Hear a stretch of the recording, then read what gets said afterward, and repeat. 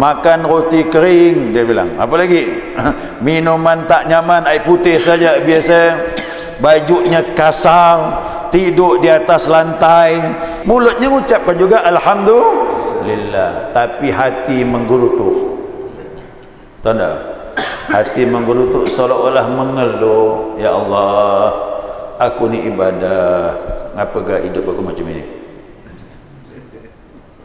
Ini dalam pandangan ulama tasawuf, ini maksiat kepada Allah. Nah, ini maksiat. Kenapa? Seolah-olah menolak takdir Allah. Makanya takdir harus disetujui. Dapat nikmat takdir Allah, susah hidup pun takdir Allah. Perjalanan itu tak boleh goyang. Apapun berlaku dunia ini, jalani saja. Yang penting hati tak boleh mengeluh. Makanya dibilang di sini, orang yang kaya, yang dapat nikmat daripada Allah dan dia tidak bermaksiat, tapi dia menikmati nikmat tersebut, lebih baik daripada orang yang tadi hidupnya susah, tidur di atas lantai, minum air putih, makan roti kering, tapi hati mengucapkan maaf, mulut mengucapkan alhamdulillah, hati menggerutu. Maksiat dengan Allah SWT.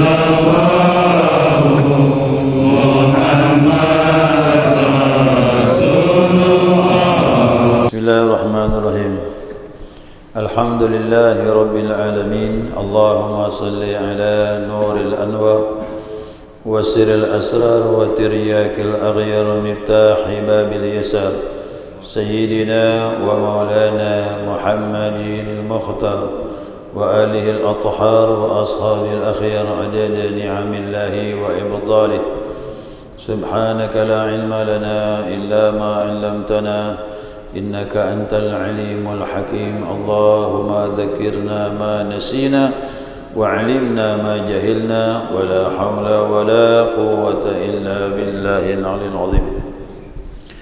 قال مصنف رحمه الله تعالى ونفعنا بعلومه في الدارين آمين.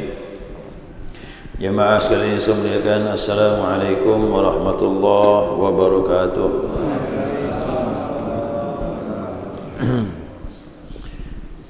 Ya, kita lanjutkan terakhir ya, pembahasan mengenai yang mubah diisi dengan ibadah ini. InsyaAllah pertemuan akan datang masuk bab riak ya. Kehalusan riak yang masuk dalam hati itu. Ya.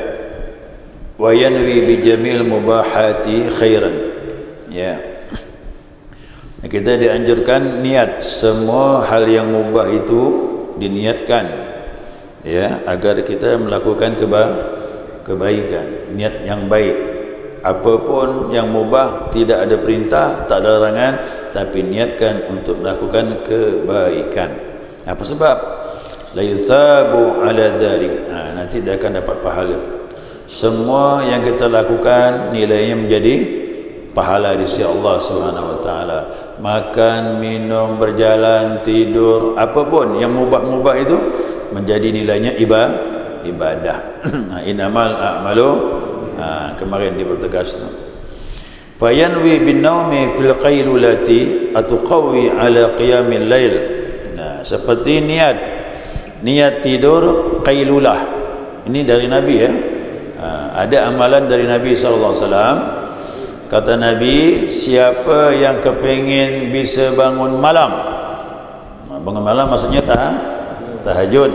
Nah, hendaklah tidur qailulah. Qailulah itu tidur menjelang zuhur, sebelum zuhur tapi tidurnya sebentar, 15 menit cukup. Nah, jangan lihat 15 menitnya, tapi waktunya. Nah, jadi sebelum zuhur tidur sebentar itu namanya tidur qailulah. Tidur sebentar ini kata Nabi bisa membantu bangun malam. Nah, cuma yang kerja kantor ni susah ni. Mau tidur di mana?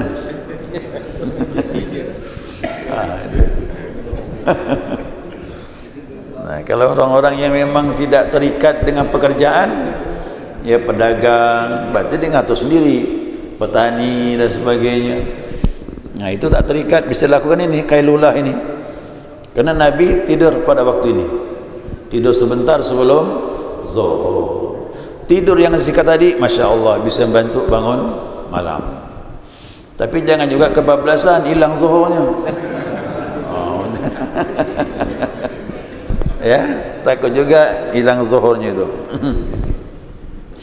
Nah, jadi diniatkanlah begitu. Ya, ini resep dari Nabi, hadisnya jelas itu. Ya. Nah, demikian juga memenuhi syahwat, sebagian syahwat kepada hawa nafsu tadi. Apabila nafsu itu kadang-kadang dia lari, lemah ibadah, tapi begitu syahwat dipenuhi baru dia bisa ibadah. Contohnya kan makan, kalau posisi kita lapar gimana mau ibadah? Penuhi syahwat tadi itu biar dia mau ibadah. Kemudian syahwat apa? Syahwat tidur. Syahwat juga tidur tu. Nah, kalau tak dipenuhi syahwat tidur ni, nanti susah nanti bangun subuh. Ini kan tahap pemula. Tapi orang-orang yang kuat tidurnya pasti sedikit. Ya, orang yang kuat tidurnya tak banyak lagi dah. Nah, tapi untuk tahap pemula tu, tunaikan syahwat mau tidur, silakan. Yang penting bisa bangun minimal subuh, bisa berjamaah. Ingat ya, jangan sampai kita ibadah ni menurut hawa nafsu. Kita bangun tahajud tapi subuhnya hilang, tak boleh juga. Ya, itu maklumlah, bangun jam 1 ibadah dia tu, tapi akhirnya jam 2, jam 3 tak tahan lagi dia, tertidur pula jam setengah 4. Bangun jam 6. Ini tak boleh, ini namanya hawa nafsu. Maka itu pernah dilihat oleh Umar bin Khattab radhiyallahu an.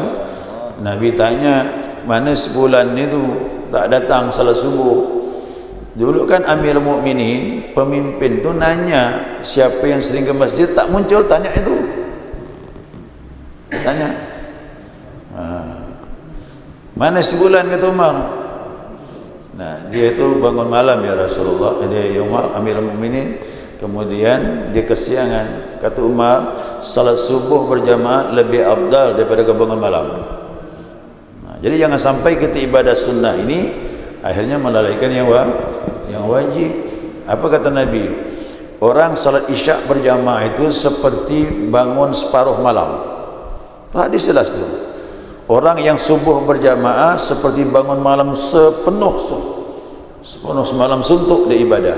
Itu bandingannya.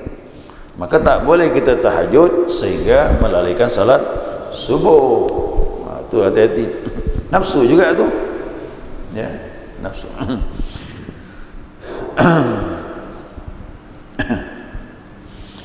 Fa inna lisan al-hal, ya, ada lisan al-hal pada diri kita, nafsu kita ni. Kadang-kadang nafsu tu ngomong, ya, yaqulu li sahibiha, kepada orang tersebut. Apa kata nafsu bilang? Nah, nafsu bilang begini, kun ma'i fi ba'dil aghradi wa illa sara'tuka, jadilah kau memenuhi sebagian keinginanku, kata hawa nafsu, kalau hendak aku kalahkan kau. Kadang-kadang nafsu itu berontak, lalu lemah kita ibadah. Tapi dengan kita memenuhinya, ibadah kita menjadi baik. Boleh. Kerana ini tahap awal tu begitulah dia. Nah, nafsu tu kadang-kadang dia marah dia sama kita. Kau jangan lawan aku, nanti kau kalah dengan aku, kata dia. Itu susah. Maka saya katakan syaitan tu nyaman musirnya, Pak. Ya, nyaman ngisap syaitan tu. A'udzubillahi minasyaitanirrajim, keluar dia. Kalau keinginan diri ni, nafsu ni mana? Tak ada bacanya.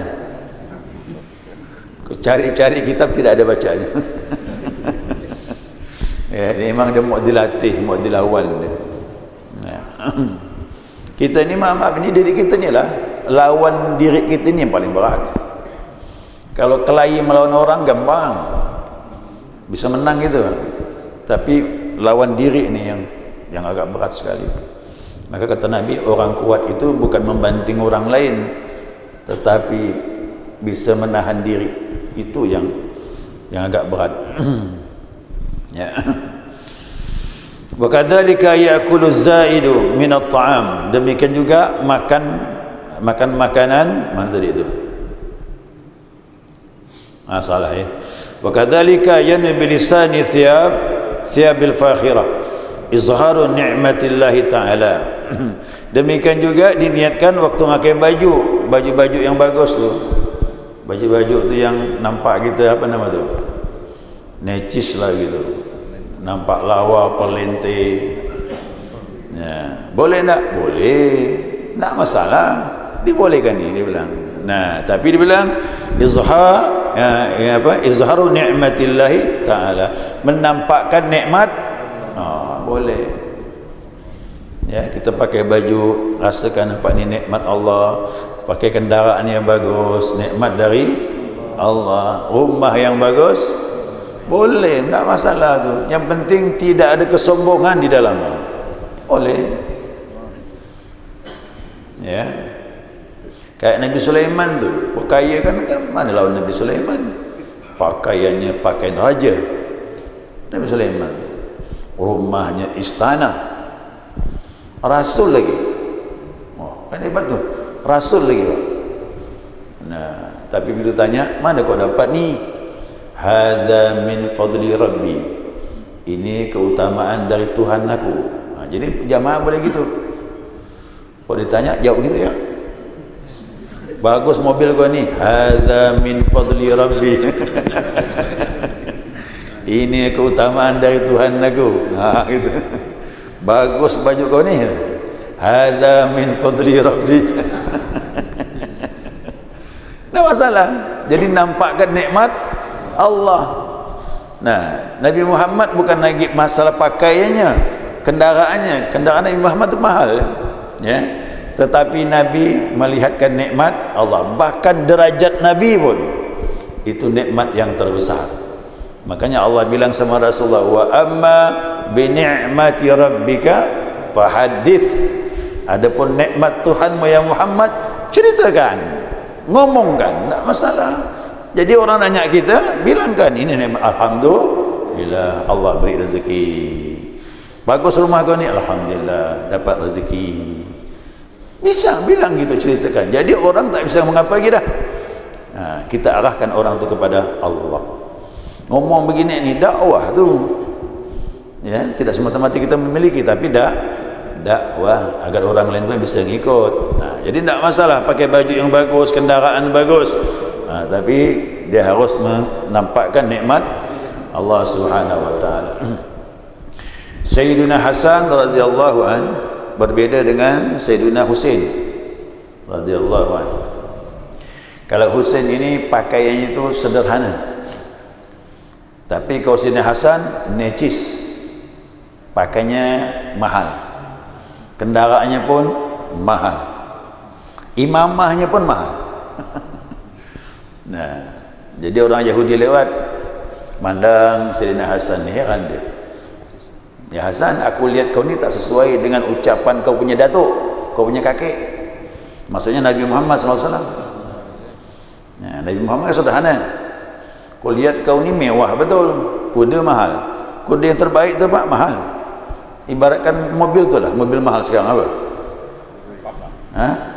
Alphard masih murah mah. Ada kemat itu lah. Kudanya Hasan tu mahal. Aku lihat kau ni secuka dunia. Bilang gitu kan. Kendaraan mahal, baju mahal, imamahnya mahal. Kerana aku pernah dengar kau punya kakek dibilang ad-dunya sijnul mu'min jannatul kafir. Dunia ni penjara bagi orang mukmin dan surga bagi orang kafir. Aku lihat kau ni terbalik, kata dia. Kau ni suka dunia.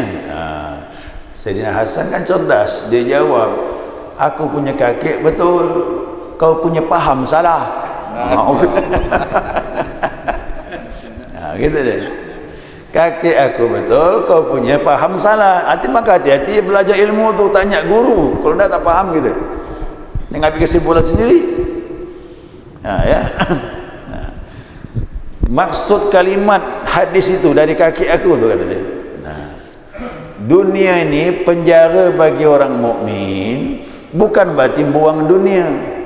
Senikmat paling tinggi apapun di dunia ini, walaupun seorang raja sekalipun, apabila dibandingkan dengan akhirat, dunia ini masih penjara.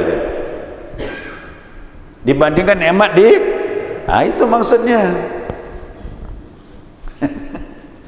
Jadi jangan mau banding-bandingkan dengan akhirat. Sekaya apapun di dunia, bak seorang raja sekalipun, dibandingkan nikmat akhirat, ini ibaratkan dunia masih penjara. Itu maksudnya. Sedangkan di dunia ini surga bagi orang kafir, senikmat-nikmatnya apapun dia rasakan, inilah surga dia. Di sana nanti memang orang kafir inilah surga dia dunia ini. Di sana dia susah. Makanya orang-orang yang paham ilmu agama ini, seperti Nabi Sulaiman pun, dia kaya tu, raja, rasul, hartanya banyak, istrinya pun banyak, tapi tetap dikatakan akhirat lebih baik dari dunia. Seorang raja seperti Nabi Sulaiman tetap mengatakan akhirat lebih baik dari, dia bilang kan berarti dunia masih penjara dibandingkan dengan nikmat di akhirat. Hati-hati belajar jamaah, awas betul pemahaman, jangan ambil kesimpulan sendiri, bahaya tu. Ya, nanti orang Islam disuruh miskin semuanya. Dah, ini hadis ini jangan salah faham. Nanti mulai nak zuhud lah, bajunya compang-camping, nampak zuhud seperti orang perantau yang tak jelas di mana tempatnya, mana masjid dia tinggal. Kenapa kau ni? Ninggalkan dunia. Kau dah orang Islam meninggalkan dunia, ke mana nak berjuang? Ya kan? Gimana? Pembangunan tak ada betul ni. Ujung-ujungnya orang Islam semuanya tangannya di bawah, tak ada tangan di atas. Jadi hadis tadi itu jangan salah faham. Ya, jangan salah faham hadis itu. Ingat ya, sahabat banyak yang kaya tu. Sahabat banyak yang kaya. Tapi kekayaannya tidak ada di hati mereka. Kekayaannya hanya di mana? Di tangan mereka. Ya. Apa lagi dikatakannya tadi? Ya. Demikian juga yakul zaidu minat ta'am, makanan tambahan. Ya. Makanan tambahan tu apa? Makan satu hari berapa kali? 2 kali. Yang lebihnya tambahan lah tu. Sarapan tambahan, ya kan? Sambil-sambil kuih-kuih itu tambahan. Boleh ke ini? Boleh, tak masalah. Dia bilang gitu kan, tak boleh, tak masalah. Demikian juga minuman-minuman yang lezat. Minuman yang lezat boleh. Seperti apa? Yang lezat? Minum madu. Minum sekarang ni minum jus lah. Tambahan minuman jus tu nikmatnya luar biasa. Boleh ke? Boleh, tak masalah. Tapi dia bilang apa? Dia bilang li ajli istijabati a'dha'i li syukrillah ta'ala, supaya seluruh anggotanya merasakan itu nikmat dari masuklah makan yang enak ni sampai di lidah. Ya Allah, nyamannya nikmat dari Allah. Seluruh tubuh seluruh pun merasakan nikmat. Nikmat dari, boleh tak apa-apa, tak masalah tu. Lihat ni ya perkataan Abu Hasan Asyadzali. Abu Hasan Asyadzali ini tokoh sentral tarekat Syadzaliyah. Beliau ni poros dalam tarekat ini, wali kewalinya tinggi sekali. Beliau mengatakan apa? Qulu min atabit ta'am, silakan makan-makan yang nyaman. Suruh makan nyaman boleh, kata dia bilang. Apalagi washrabu min alladhi syarab, minumlah yang lezat, silakan. Apalagi dia bilang wa namu ala auta'il faras, tiduklah di tempat tidur yang empuk. Kok sekarang apa namanya? Alga spring bed tu. Tidurlah tempat tidur yang empuk, dia bilang. Makan yang lezat, minum yang lezat, pakai baju yang bagus. Nah, sesungguhnya apabila engkau melakukan itu, kau berkata alhamdulillah, segala puji bagi Allah. Kalau kau ucapkan seperti itu, kata beliau, maka seluruh anggotamu bersyukur kepada Allah Subhanahu wa taala. Maka jangan tinggalkan kalimat alhamdulillah itu. Itu sudah memadai ya untuk kita merasakan syukur nikmat kepada Allah. Tapi ingat, ucapannya zikir, jangan formalitas ya. Tahu formalitas? Ucapan itu betul-betul kita merasakan nikmat itu datang dari Allah. Alhamdulillah, selesai. Jangan formalitas. Ya, maklum biasa kita formalitas ya. Ucap alhamdulillah tapi hati tak merasakan itu nikmat dari Allah. Yang begini kata Abu Hasan Syadzali, sangat baik bagimu, dia bilang. Berbeda seseorang yang makan makanan roti kering. Roti kering tahu bang? Tak nyaman tu lah, makanan super murah. Kok dikisahkan super murah, makan roti kering, dia bilang. Apa lagi? Minuman tak nyaman, air putih saja biasa. Bajunya kasar, tidur di atas lantai, minum air putih, mulutnya mengucapkan juga alhamdulillah, tapi hati menggerutu. Tahu tak? Hati menggerutu seolah-olah mengeluh, ya Allah, aku ni ibadah, ngapakah hidup aku macam ini? Ini dalam pandangan ulama tasawuf, ini maksiat kepada Allah. Nah, ini maksiat. Kenapa? Seolah-olah menolak takdir Allah. Makanya takdir harus disetujui. Dapat nikmat takdir Allah, susah hidup pun takdir Allah. Perjalanan itu tak boleh goyang. Apapun berlaku dunia ini, jalani saja. Yang penting hati tak boleh mengeluh. Makanya dibilang di sini, orang yang kaya yang dapat nikmat daripada Allah dan dia tidak bermaksiat, tapi dia menikmati nikmat tersebut lebih baik daripada orang yang tadi hidupnya susah, tidur di atas lantai, minum air putih, makan roti kering, tapi hati mengucapkan maaf, mulut mengucap alhamdulillah, hati menggerutu, maksiat dengan Allah SWT. Makanya orang kaya yang tahu nikmat Allah lebih baik daripada orang miskin tahu nikmat Allah tapi menggerutu dalam hatinya.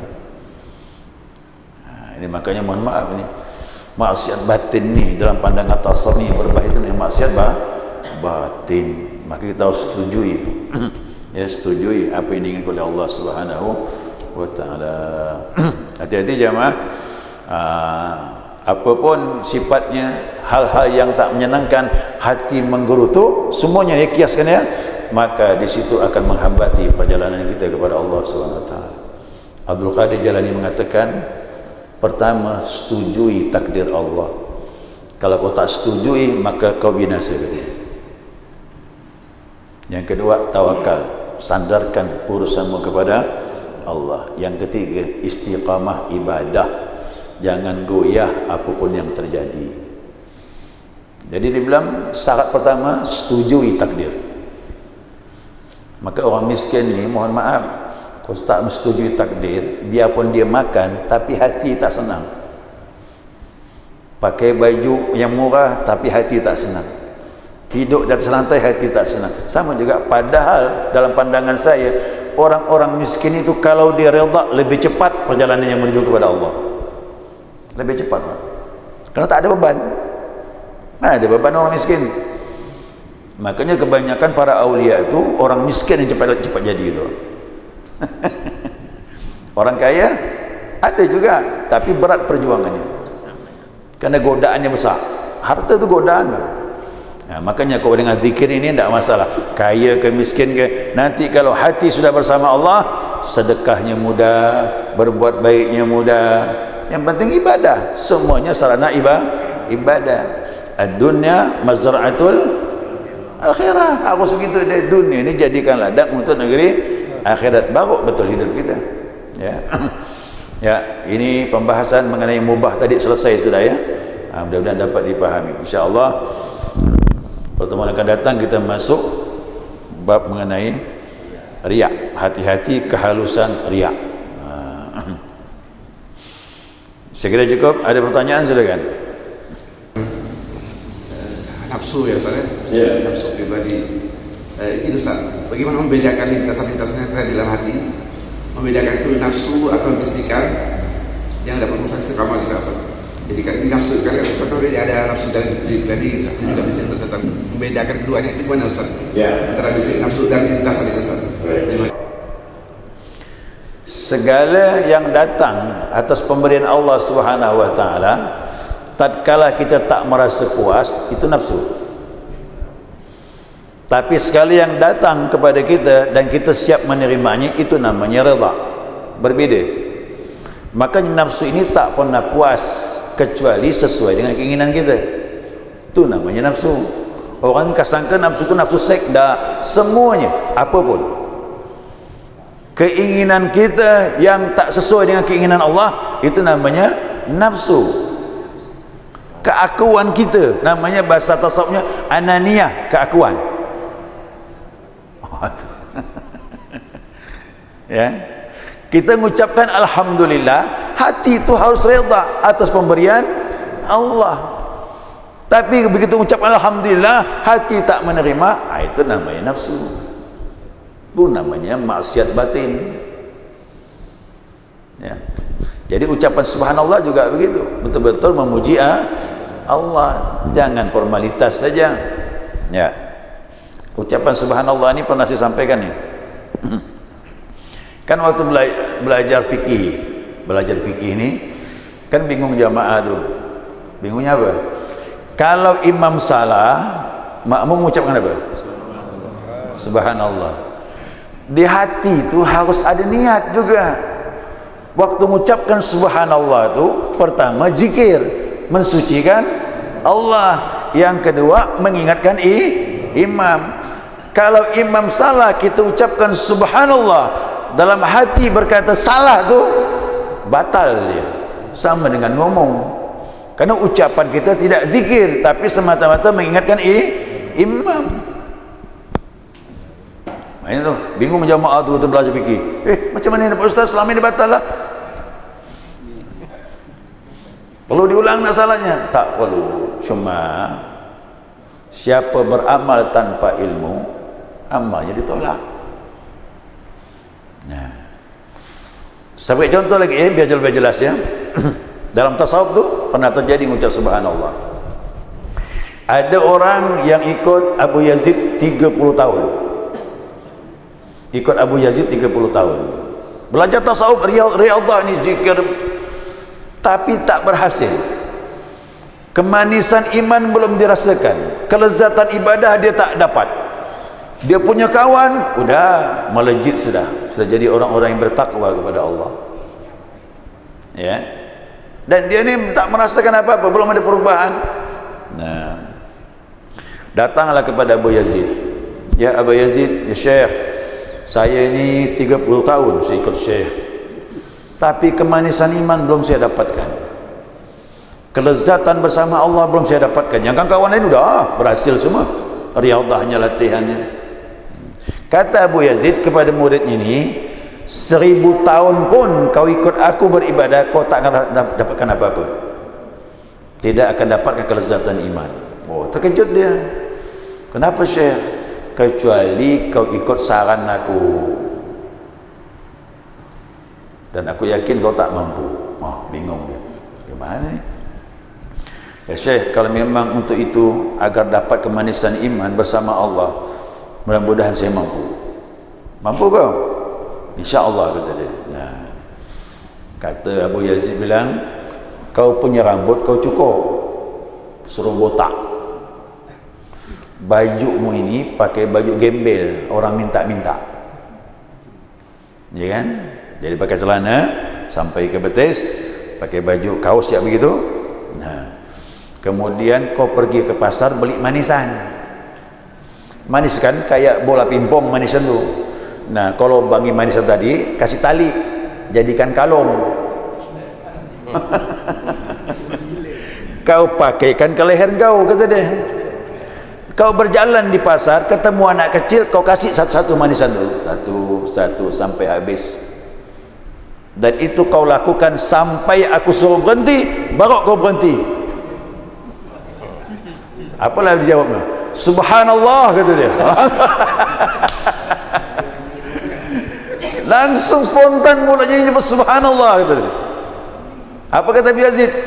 Kau mengucap subhanallah itu bukan kau berzikir kepada Allah, tapi ucapanmu itu seolah-olah kau tak pantas melakukan apa yang kusuruh, kata dia. Itu subhanallah kau, kata dia. Paham itu, Pak? Jadi mengucap subhanallah udah tahu dah niatnya ke mana. Tidak betul-betul berzikir kepada Allah Subhanahu wa taala. Jadi gitu, Pak. Mengucap subhanallah betul-betul zikir. Alhamdulillah, zikir. La ilaha illallah, apakan lagi? Kenapalah Abu Yazid beri pelajaran begitu? Penyakit sombong tak keluar. Itu susah, mah. 30 tahun ikut gurunya, penyakit sombong masih bercokol, merasa lebih dari orang yang lain. Itulah yang menghalangi. Kata bayi, 1000 tahun pun kau ibadah, kau tak dapat apa-apa, kata dia. Bukannya mah buang itu tuh. Dulu berat pelajarannya. Kau ikut Abu Yazid kita ni, tak lulus semua ni. Maka saya kau sekarang ni udah disederhanakan, udah ditalkin, bangun malam zikir banyak-banyak, bisa berubah hati. Yang penting serius. Kok dulu berat dengar riyadhahnya. Dengar riyadhahnya itu cukup berat sekali. Itu saya katakan jamaah, saya belajar ilmu tasawuf ni mikir saya, kau tak belajar tasawuf ni berbahaya juga gitu. Rusak amal gitu. Dengan penyakit sombong sedikit di hati, merasa lebih dari orang lain, terhijab kita dengan Allah Subhanahu wa taala. Terhalang kita dengan Allah. Makanya indahnya ilmu ini. Tapi kalau ada guru, insya-Allah terbimbing gitu. Ya, terbimbing. Dah cukup dah ni. Ya, subhanakallahumma wa bihamdika asyhadu an la ilaha illa anta astaghfiruka wa atubu ilaik. Allahumma salli ala Muhammad